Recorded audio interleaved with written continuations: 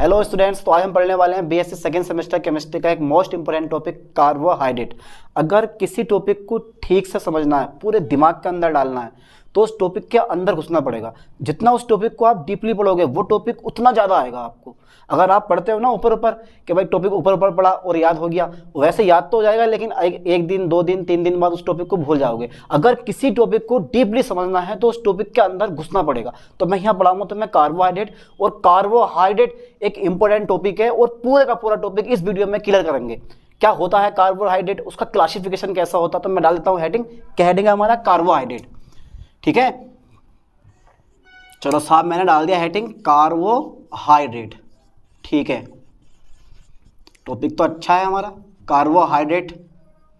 ठीक है, पेपर में जो क्वेश्चन पूछता है ना आपसे, वो पूछता है कार्बोहाइड्रेट क्या होते हैं, इनका क्लासिफिकेशन कीजिए। बाकी इससे ज़्यादा कुछ नहीं पूछेगा आपसे। ठीक है, बीएससी सेकेंड सेमेस्टर का एक मोस्ट इंपोर्टेंट टॉपिक है। तो कार्बोहाइड्रेट, तो सबसे पहले देखो एक क्वेश्चन है छोटा सा, आपने प्रोटीन भी पढ़ी है। ठीक है, कार्बोहाइड्रेट रहेंगे, वाटर रहेगा और आपके पास विटामिन भी होते हैं। इन चारों में से कौन सा ऊर्जा उत्पादक होता है जो आपकी बॉडी को एनर्जी देता है? कार्बोहाइड्रेट, विटामिन, प्रोटीन और वाटर, इन चारों में से कौन आपकी बॉडी को ऊर्जा देता है? वो यही होते हैं कार्बोहाइड्रेट। क्या होते हैं वो? ये कार्बोहाइड्रेट होते हैं जो आपकी बॉडी को ऊर्जा देते हैं, ऊर्जा उत्पादक होते हैं। इन्हीं से हमारी बॉडी चलती है। अगर ये आप अपनी बॉडी में नहीं लोगे तो आपकी बॉडी कमजोर हो जाएगी। प्रोटीन कहाँ से बनेगा जब ये कार्बोहाइड्रेट ही काम करना बंद कर देगा?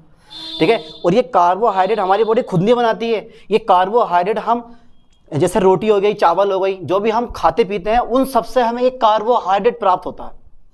ठीक है, तो कार्बोहाइड्रेट होते क्या? देखो कार्बोहाइड्रेट सिंपल सी बात है, carbo plus hydrate, carbon plus hydrate, तो 2 वर्ड से मिलकर बना है कार्बन प्लस हाइड्रेट। हाइड्रेट मतलब कार्बन प्लस हाइड्रेट वाटर। तो कार्बोहाइड्रेट ऐसे ऑर्गेनिक कंपाउंड जो कार्बन, हाइड्रोजन और ऑक्सीजन से मिलकर बनते हैं, क्या कहलाते हैं? आपके कार्बोहाइड्रेट कहलाते हैं। समझ लेना ध्यान से इसकी परिभाषा। ऐसे कार्बोहाइड्रेट यानी कि ऐसे कार्बनिक यौगिक जो कार्बन, हाइड्रोजन और ऑक्सीजन से मिलकर बनते हैं, कार्बोहाइड्रेट कहलाते हैं। ये डेफिनेशन आपको याद हो जाएगी। लिख दूं डेफिनेशन इसकी? तो क्या परिभाषा है मेरे पास? पहला पॉइंट में लूंगा, देखो ऐसे, ठीक है, ऐसे ऑर्गेनिक कंपाउंड, ऐसे ऑर्गेनिक कंपाउंड, ठीक है, ऐसे ऑर्गेनिक कंपाउंड्स जो कार्बन, ठीक है, हाइड्रोजन, ठीक है, तथा ऑक्सीजन से मिलकर बनते हैं, से मिलकर बनते हैं। ठीक है, क्या कहलाते हैं? आपके कार्बोहाइड्रेट कहलाते हैं। चलो साहब, कार्बोहाइड्रेट कहलाते हैं।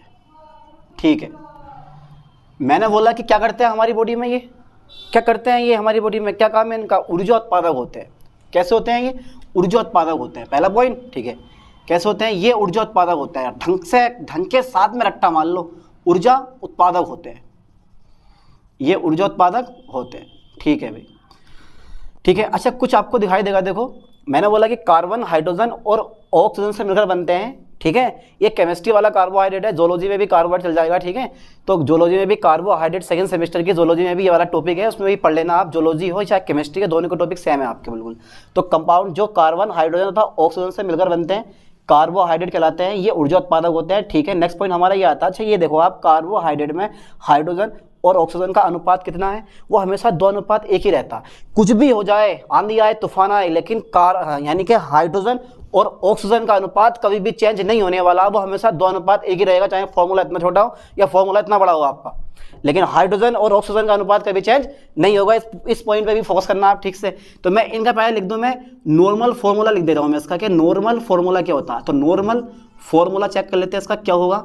तो नॉर्मल फॉर्मूला होता है इसका CxH2O का, ये C नहीं है, H2O का होल Y होता है। ठीक है, CxH2O का होल Y, X और Y, ठीक है, पूर्णांक होते हैं, इनकी संख्या चेंज होती है। X अलग होगा और Y आपका क्या होगा? अलग होगा। ठीक है भाई। अच्छा, मैं लिख दे रहा हूं, देखो कार्बोहाइड्रेट में, कार्बोहाइड्रेट में, ठीक है, हाइड्रोजन तथा ऑक्सीजन का जो रेशियो होता है ना, वो कितना बताया बेटे मैंने? रेशियो वो हमेशा होता है 2:1 होता है। 2:1 होता है ना, 2:1 होता है, 2:1 हमेशा याद कर लो। किससे मिलता है हमें? प्रमुख सोर्स कौन से हैं इसके? प्रमुख सोर्स कार्बोहाइड्रेट के। सबसे ज़्यादा ताकत किस में होती है? रोटी। रोटी, जितनी ज़्यादा रोटी खाओगे आप उतनी ज़्यादा, यानी कि ब्रेड जितनी ज़्यादा खाओगे आप उतनी ज़्यादा आपको ताकत मिलने वाली है। तो रोटी काफ़ी पावरफुल होती है, उसमें कार्बोहाइड्रेट काफ़ी ज़्यादा होता है। तो देखो प्रमुख सोर्स में लिख दे रहा हूँ इसके, प्रमुख स्रोत, एक तो रोटी हो गई आपकी, ठीक है, जितने भी आप चावल हो गए आदि, ठीक है, प्रमुख सोर्स है, आदि होते हैं, आदि होते हैं, ठीक है। अच्छा एग्जाम्पल बता दो यार कोई इनका, क्या एग्जाम्पल होगा? कोई एग्जाम्पल देखें इनका। तो देखो एग्जाम्पल, जैसे आपने ग्लूकोज, ठीक है, ग्लूकोज आता है, ग्लूकोन डी मार्केट में बिकता है, तो ग्लूकोज होता है उसके अंदर। तो ग्लूकोज से ही हमें क्या मिलती है? एनर्जी मिलती है। जितना भी कुछ भी खा लो आप, रोटी खा लो, ठीक है, चावल खाओ, या फिर आप कोई भी पदार्थ आप खाते पीते हो, जो भी आप खाद्य पदार्थ होता है जो खाते हो आप, वो सब का सब लास्ट में ग्लूकोज में टूट जाता है। चाहे आपने आलू खाया, आपने सब्जी खाई, भिंडी लौकी तुरैया खाई आपने, उस सब का सब लास्ट में ग्लूकोज में ही टूटता है, और ग्लूकोज हमारी बॉडी को एनर्जी देता है। इस बात पे भी ध्यान देना, ठीक है। तो इसका जो प्रमुख जो एग्जाम्पल है वो है ग्लूकोज। देखो फॉर्मूला होता है C6H12O6। क्या डिफरेंट है? कुछ ना कुछ तो डिफरेंट लग रहा है इसमें। देखो 6 दूनी 12, 2:1, 2:1 ही है ना। तो 12 6 दूनी 12, 2:1 होता है। हमेशा ही कोई भी कार्बोहाइड्रेट आप ले लो, हर कार्बोहाइड्रेट में जो अनुपात होता है वो 2:1 ही होता है। C6H12O6, ये 3 चीज़ों का फॉर्मूला होता है। एक होता है ग्लूकोज, ठीक है, दूसरा होता है आपका फ्रक्टोज, ठीक है, और तीसरा होता है आपका galactose. Galactose, glucose, fructose, galactose, तीनों का फॉर्मूला क्या होता है? सेम होता है, लेकिन इनकी chemical properties, physical properties different होती हैं बिल्कुल, ठीक है। इसमें एल्डिहाइड ग्रुप होता है, इसमें आपके पास कीटोन ग्रुप होता है। ये मैं आगे करवाऊंगा अभी बाद में, है ना। तो इसके बाद देखो एक फॉर्मूला होता है C12H22O11। देखो 11 दूनी 22, ये फॉर्मूला होता है। देखो एक तो होता है माल्टोज, ठीक है, याद कर लेना। दूसरा होता है आपका शुगर, शर्करा ऐसा बोलते हो आप। तीसरा होता है सुक्रोज, ठीक है। इन तीनों का एक ही फॉर्मूला होता है C12H22O11, है ना। एक और आता है स्टार्च, जिसको मैदा बोला जाता है। बहुत पावर होती है इसके पास, आलू में पाया जाता है भरपूर मात्रा में। कौन? स्टार्च, ठीक है। इसका फॉर्मूला होता है C6H10O5 का होल N। क्या है? ये है स्टार्च, ठीक है, C6H10O5 का होल N। इसके पास ग्लूकोज के N अणु होते हैं, और ये एक पोलोसैकेराइड होता है। और भाई आपकी बॉडी को जब आलू खाते हो तो बोलते हैं आलू गर्म होते हैं। गर्म तो अपने आप होंगे जब इतनी पावर दे रहा है, बहुत सारे अणु, लाखों अणु ग्लूकोज के आपको एक बार में दे देता, तो बॉडी क्या करेगी? इतनी पावर को एडजस्ट नहीं कर पाती है, ठीक है। उसकी वजह से क्या होता है कि मुँह पे मुहासे वगैरह या फिर खुजली खुजाट टाइप के रोग स्टार्ट हो जाते हैं, है। तो ये जो है C6H10O5 का होल N, इसके पास बहुत ज़्यादा पावर होती है, ठीक है, स्टार्च। और लास्ट में जब ये पेट में जाकर पानी के साथ क्रिया करके घुलता है तो ये भी ग्लूकोज में टूटेगा, लास्ट में ग्लूकोज ही हमें एनर्जी देगा, है ना। तो काफ़ी एग्जाम्पल हो गए, रेफिनोज आता है, और भी बहुत सारे सेलुलोज एग्जाम्पल वगैरह आते हैं, बहुत सारे एग्जाम्पल आते हैं, लेकिन काफ़ी एग्जाम्पल है इतनी, ठीक है। C6H12O6 हो गया, C12H22 हो गया, आपका स्टार्च हो गया, है ना। 3 एग्जाम्पल बहुत हो गए आपके। अब पढ़ते हैं क्लासिफिकेशन ऑफ कार्बोहाइड्रेट, पढ़ लें। तो देखो फिर क्या होता है, डाल देता हूँ मैं हेडिंग यहाँ पर, क्लासिफिकेशन ऑफ कार्बोहाइड्रेट, ठीक है। Classification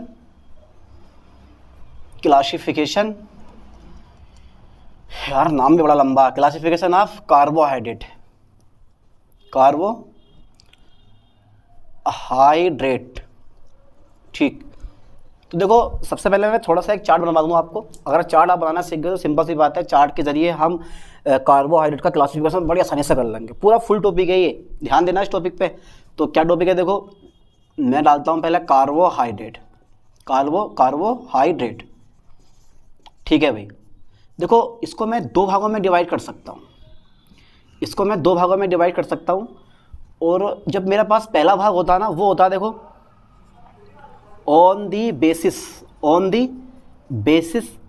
of chemical properties,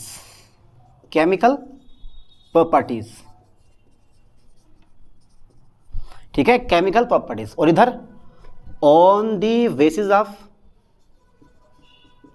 on the basis of physical properties, physical properties.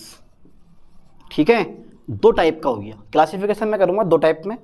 ठीक है, पहला टाइप जो है वो मेरे पास क्या है, केमिकल प्रॉपर्टीज़ के आधार पर है। दूसरा टाइप मेरे पास क्या है, फिजिकल प्रॉपर्टीज़ के आधार पर है ना, दो टाइप का। अब देखो इनके भी आप डिवाइड कर सकते हो भागों में। ये होता है पहला मोनोसैकेराइड,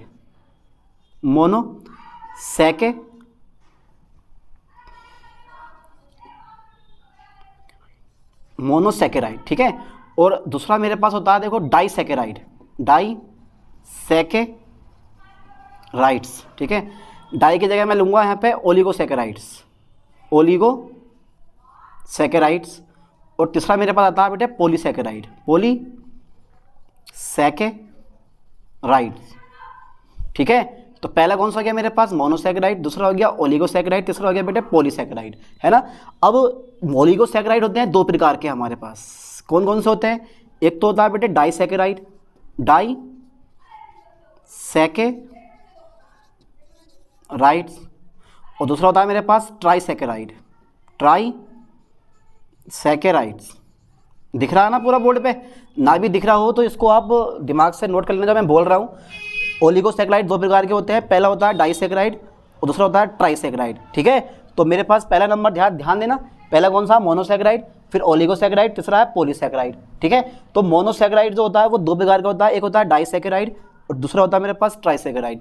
ठीक है, अब फिजिकल प्रॉपर्टीज में अगर आऊँ तो फिजिकल प्रॉपर्टीज के आधार पर ये भैया दो प्रकार का होता है, एक होता है शुगर, ठीक है, और दूसरा होता है नॉन शुगर, एक होता है शुगर और दूसरा होता है नॉन शुगर। अब ये शुगर जो होती है ना, ये भी तुम्हारे पास दो प्रकार की होती है, एक होता है रिड्यूसिंग शुगर, ठीक है, रिड्यूसिंग शुगर होती है, दूसरी होती है नॉन रिड्यूसिंग शुगर। इसको हिंदी में बोलते हैं अपचाई शर्करा, और इसको हिंदी में बोलते हैं अपचाई शर्करा, और इसको बोलते हैं हम अनअपचाई शर्करा। ठीक है, इसको बोलते हैं शर्करा, इसको बोलते हैं अशर्करा। ठीक है, और शुगर दो प्रकार की होती है, एक रिड्यूसिंग शुगर होती है, दूसरी होती है नॉन रिड्यूसिंग शुगर।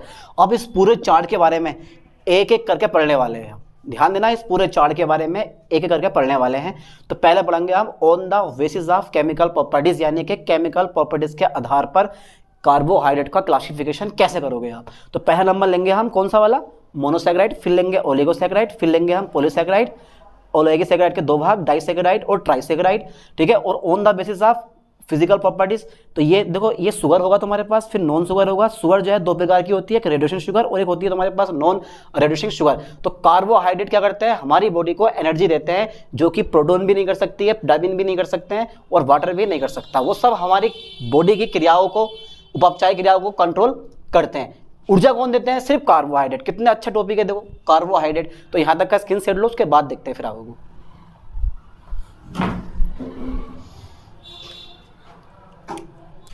तो पढ़ लेते हैं पहला नंबर कौन सा मेरे पास, ऑन द बेसिस ऑफ, पहला नंबर है मेरे पास ये ऑन द बेसिस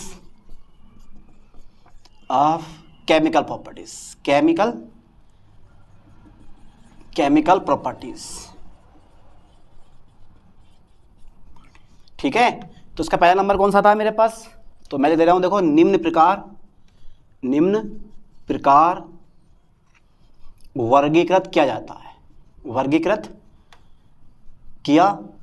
है, ठीक है, निम्न प्रकार वर्गीकृत किया जाता है। तो पहला नंबर कौन सा था देखो मेरे पास, पहला नंबर आता है मेरे पास भाई मोनोसैकेराइड। कौन सा था, मोनोसैकेराइड्स। ठीक है, तो देखो पहला पॉइंट याद कर लो, ऐसे कार्बोहाइड्रेट जो जलपठित नहीं होते, इनका हाइड्रोलाइसिस नहीं होता है, उन्हें बोला जाता है मोनोसैकेराइड। सबसे सरल कार्बोहाइड्रेट यही होते हैं बेचारे, सबसे सिंपल वाले। ठीक है, सबसे सिंपल कार्बोहाइड्रेट यही होते हैं। ठीक है, कौन, मोनोसैकेराइड। ये जल में विलय होते हैं, जल में घुल जाते हैं, तभी हमारी बॉडी में घुल के ये एनर्जी डोनेट करते हैं, एनर्जी प्रदान करते हैं हमारी बॉडी को ये। तो मोनोसैकेराइड ऐसे कार्बोहाइड्रेट जो जलपठित नहीं होते हैं कभी भी, ठीक है, वो होते हैं आपके पास मोनोसैकेराइड। यानी कि मैं ले दे रहा हूं ऐसे कार्बोहाइड्रेट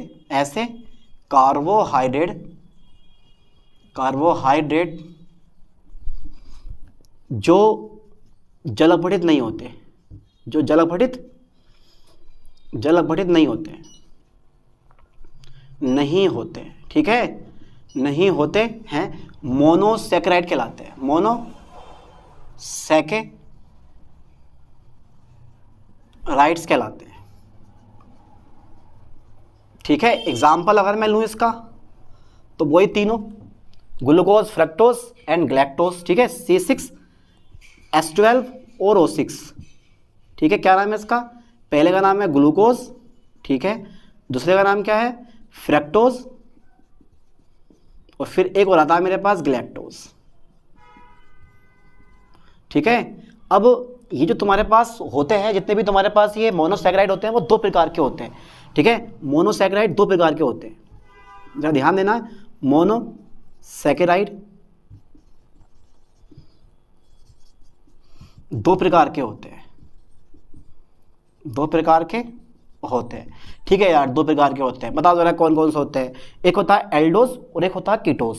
क्या होता है? एक होता है बेटे एल्डोज। कौन सा होता है मेरे पास? एक एल्डोज। इसमें क्या होता है कि इसमें एक एल्डिहाइड सब प्रेजेंट होता है, एक एल्डिहाइड ग्रुप क्या होता है?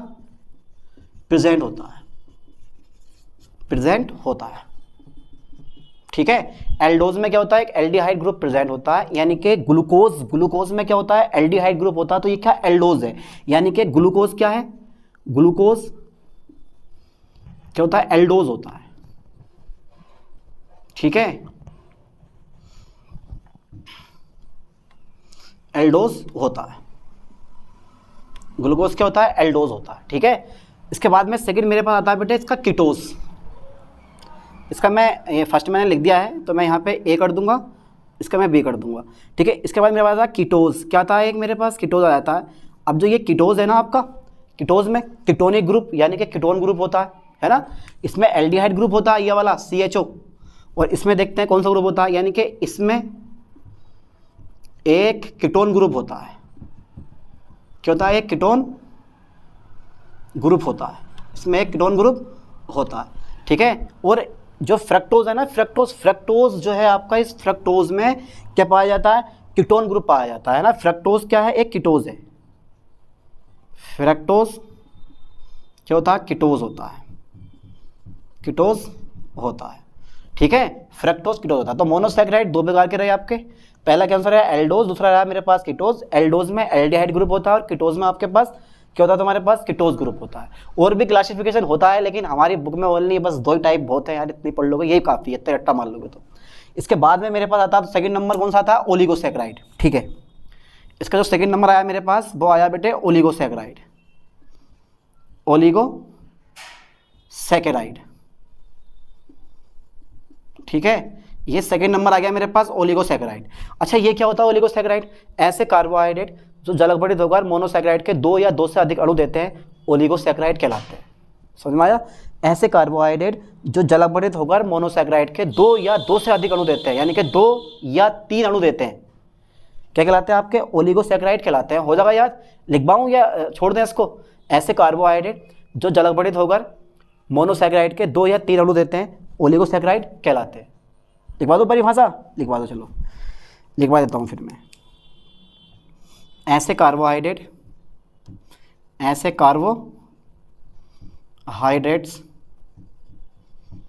जो जलगठित होकर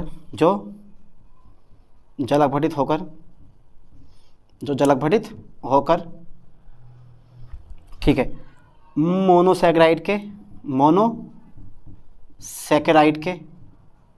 2 या 3 अणु देते हैं, ओलिगोसैकेराइड्स कहलाते हैं, ठीक है। कितने प्रकार के होते हैं? 2 प्रकार के होते हैं, ठीक है। ये 2 प्रकार का होता है, यह 2 प्रकार का होता है। बता बेटे जरा कौन कौन सा होता है? पहला जो आता है वो आता है मेरे पास डाइसैकेराइड्स, ठीक है। पहले कौन सा था? डाइसैकेराइड। तो ये क्या करते हैं? जल अपघटित होकर मोनोसैकेराइड के 2 अणु देते हैं, यानी कि ये जल अपघटित होकर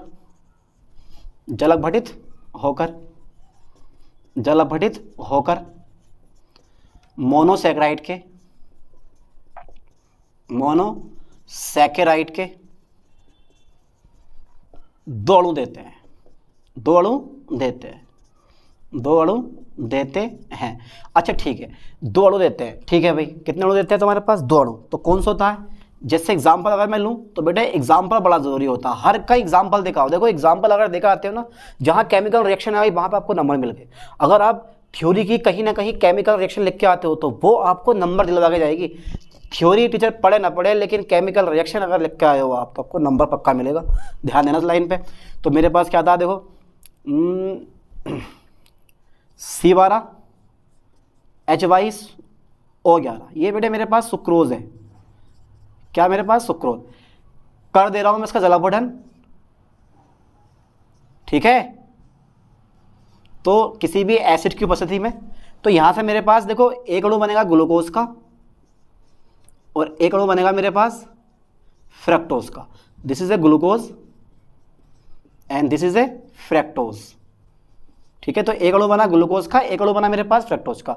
तो दे रहा है 2 अणु। अब पढ़ लेते हैं 3 वाला, यानी कि इसका जो ए नंबर मान लो इसको, इसका मैं सेकंड नंबर बी नंबर मान लेता हूं इसको, ट्राइसैकेराइड, ट्राइसैकेराइड,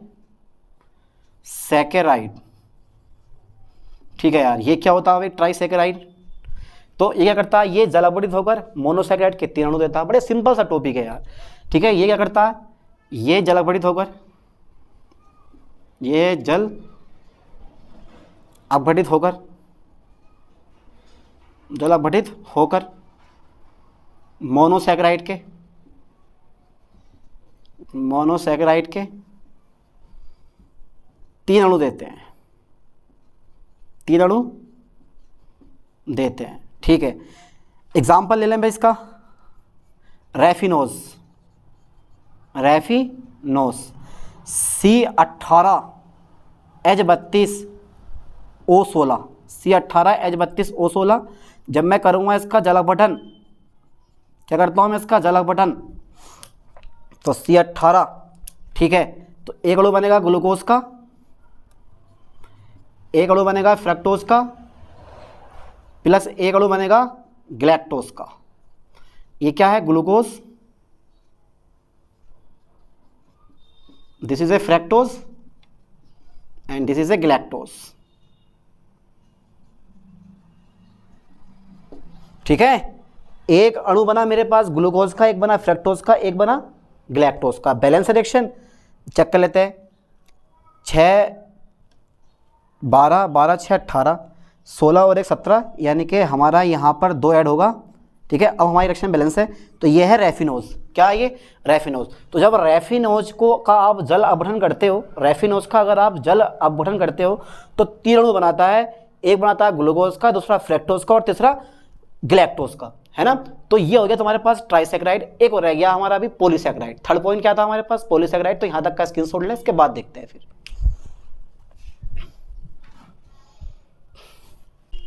तो अब रह गया हमारा पॉलीसैकेराइड। पढ़ाएं फिर, तो शुरू करते हैं फिर। थर्ड नंबर आ गया मेरे पास कौन सा? पॉलीसैकेराइड। लो साहब, पॉलीसैकेराइड।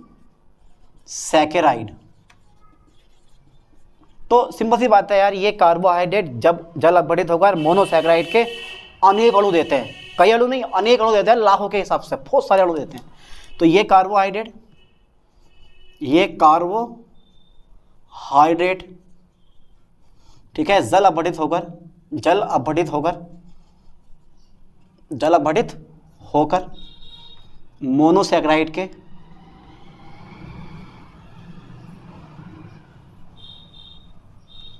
अनेक अणु देते हैं, अनेक अणु देते हैं। अच्छा, कौन कौन से होते हैं?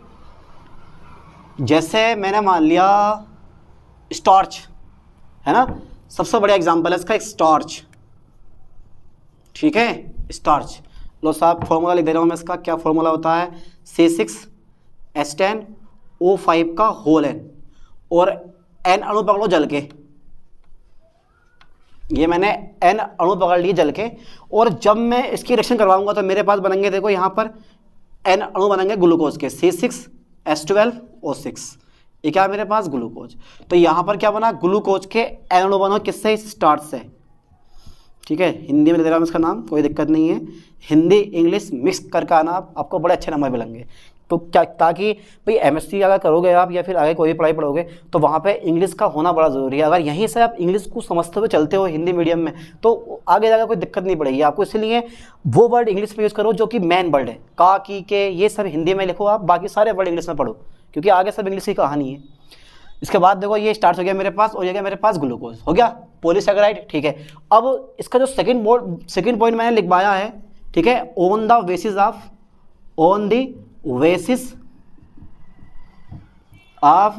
किसके आधार पर, on the basis of physical properties,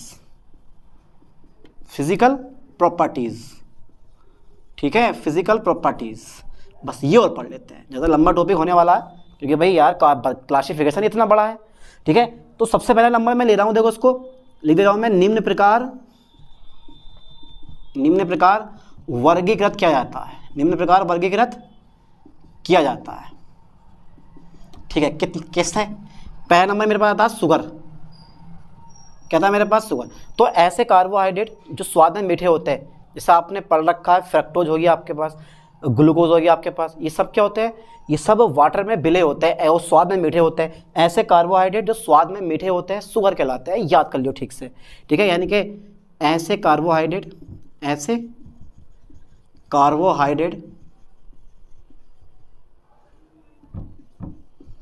जो स्वाद में कैसे होते हैं, जो स्वाद में मीठे होते हैं,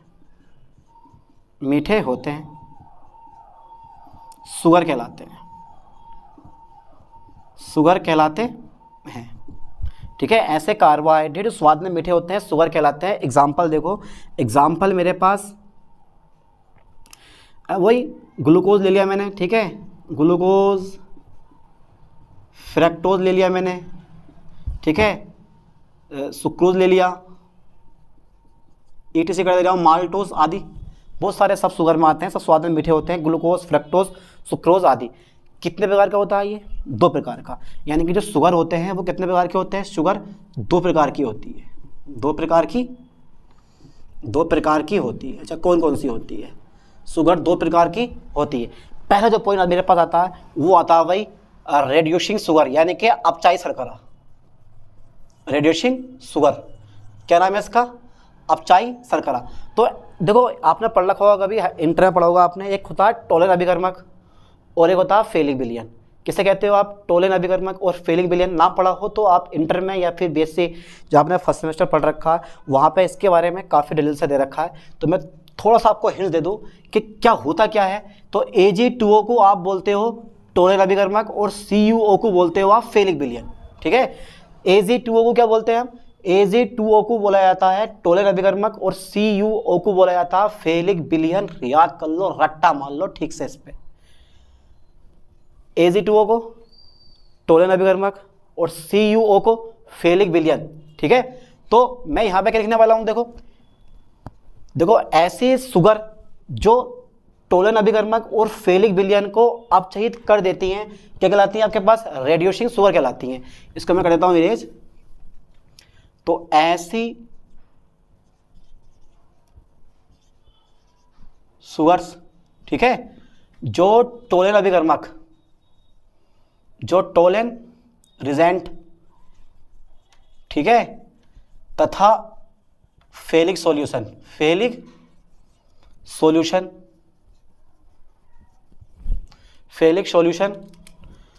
को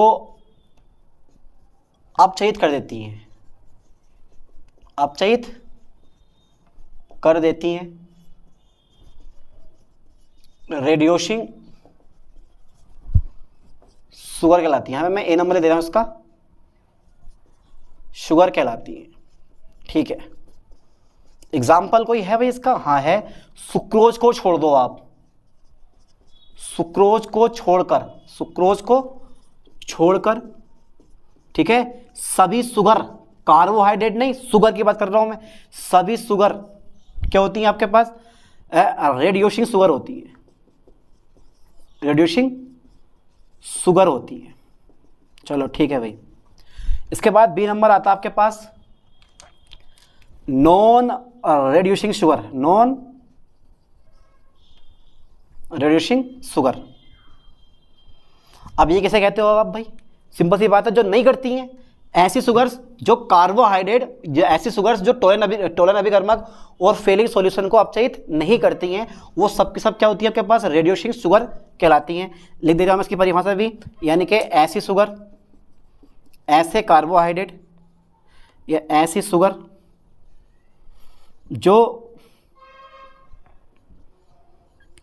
टोलेरेंट तथा फेलिक सॉल्यूशन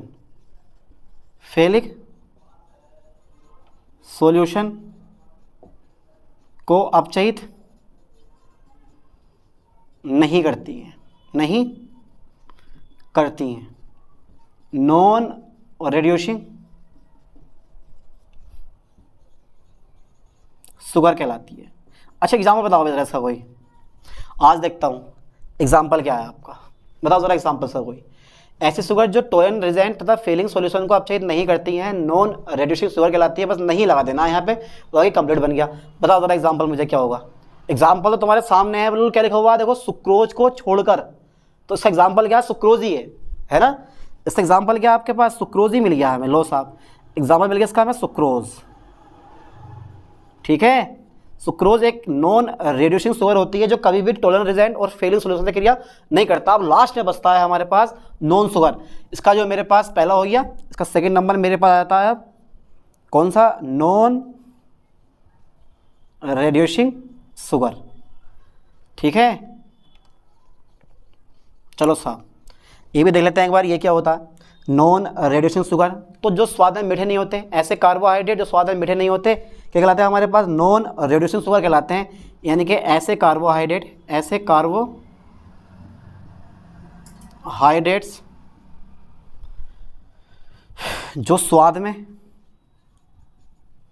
जो स्वाद में मीठे नहीं होते हैं, ठीक है, क्या कहलाता है हमारे पास? नॉन रिड्यूसिंग शुगर कहलाते हैं। ठीक है, अच्छा एग्जाम्पल हो जाएगा बेटे, जरा इसका ध्यान दो एग्जाम्पल पे। स्टार्च क्या है? नॉन रिड्यूसिंग शुगर होता है। ठीक है, वैसे तो स्टार्च क्या है? पॉलीसैकेराइड होता है। पता ही है आपको स्टार्च क्या पॉलीसैकेराइड होता है, क्योंकि जल अपघटित होकर मोनोसैकेराइड के एनोड देता है। लेकिन क्या है, स्टार्च जो है ना, यहाँ पे स्टार्च जो है ये एक नॉन रिड्यूसिंग शुगर भी होता है, जो कि ठीक है, जो स्वाद में कैसा होता है तुम्हारे पास? मीठा नहीं होता। दूसरा पॉइंट हमारा यह है कि जल में भी अविलेय होता है, ये जल में नहीं घुलता है। ठीक है, कौन? स्टार्च आपका। इसके बाद देखो जरा ठीक से, तो ऐसे कार्बोहाइड्रेट जो स्वाद में मीठे नहीं होते हैं, नॉन रिड्यूसिंग शुगर कहलाते हैं। एग्जाम्पल हमारा आ गया स्टार्च। तो ये है तुम्हारे पास कार्बोहाइड्रेट क्या होता है और उसका क्लासिफिकेशन पूरे का पूरा हो गया। अब नेक्स्ट वीडियो में हम पढ़ने वाले हैं ग्लूकोज क्या होता है, ग्लूकोज में 5 हाइड्रोक्सी यानी कि ग्लूकोज में ग्रुप की पहचान कैसे करेंगे, उसकी स्ट्रक्चर क्या होती है, और केमिकल रिएक्शन, फिजिकल, ठीक है, chemical reaction and physical properties, ये सब हम क्या पढ़ने वाले हैं नेक्स्ट वीडियो में पढ़ेंगे। ठीक है, बस इस वीडियो में इतना ही। थैंक्स।